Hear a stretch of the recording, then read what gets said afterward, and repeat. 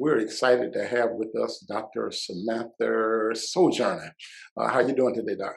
I'm doing great. How are you?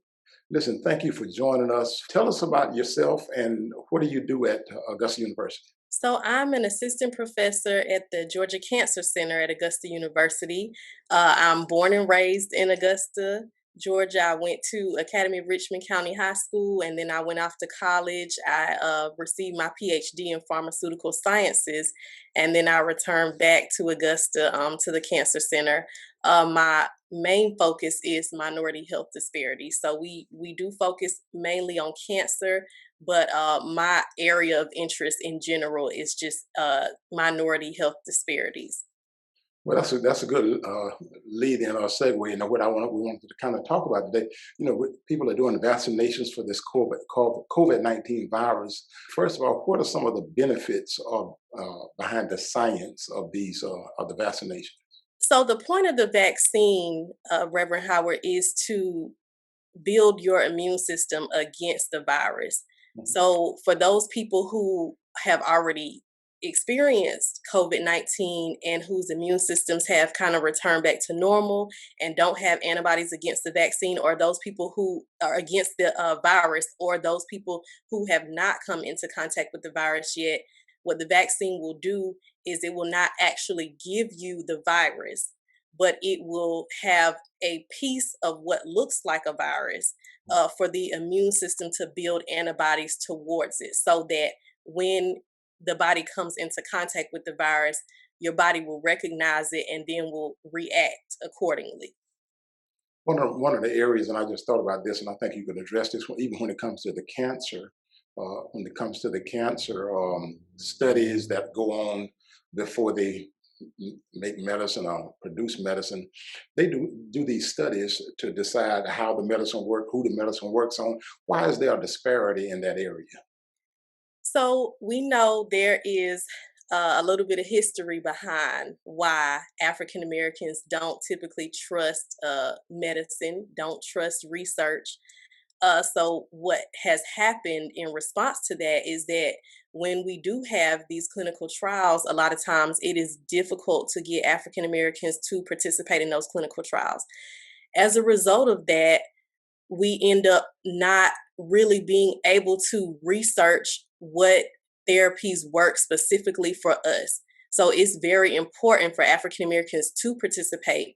Now, one thing about the recent COVID-19 vaccine trials is that we did have 10% African American participation, which is really good because normally we have an average of about 5%. And again, remember, we make up about 13% of the United States population. So it would be great if we get up to that 13% or even over so that we can definitely make sure we're studying therapies for our specific genetics.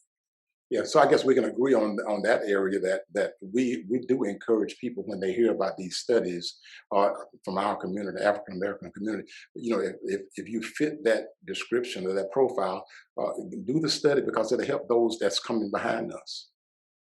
And one thing about why I decided to get into research, representation. Honestly, that's one thing that encouraged me to get into it. I felt that, I wanted to protect myself and my family. So what better way to do that than to get into medicine and see what's going on firsthand for myself so that I'm there to know what's going on, how African Americans are being treated, and I can represent for my population.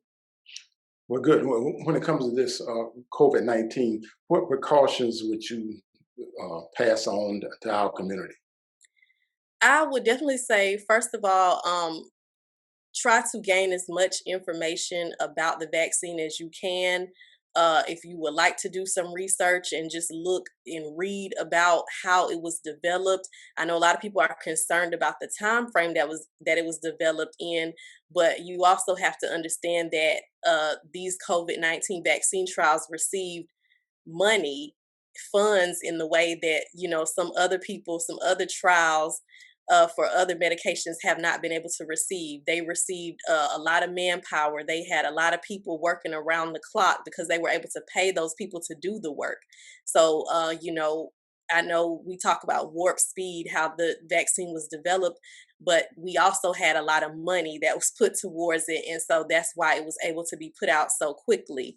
Um, this is a new type of vaccine. It's an mRNA vaccine rather than a DNA. So it is not going to put anything permanently into your DNA. So it's something temporary. It's not something that's going to alter your DNA. So that's one thing I definitely want everyone to know. And also, I just want everyone to make the best decision for yourselves and protect your families. Here in Augusta, we were, in the news a couple of weeks ago. We're considered one of the top 10 cities for, hotspot for COVID-19 right now. Everything is opened up. A lot of people are pretty much being social and not really socially distancing and living their everyday lives. And I do believe that if we are going to go back to living normal right now, at least consider getting vaccinated to protect your friends and your family and yourself. Listen, that's great information. I wish we could keep on talking because you have some valuable information that you can pass on to us. For more information, what's that website? justahealth.org/COVID-19. Okay. Well, good. Listen, Dr. Sojourner, thank you for joining us. We appreciate your time and your information.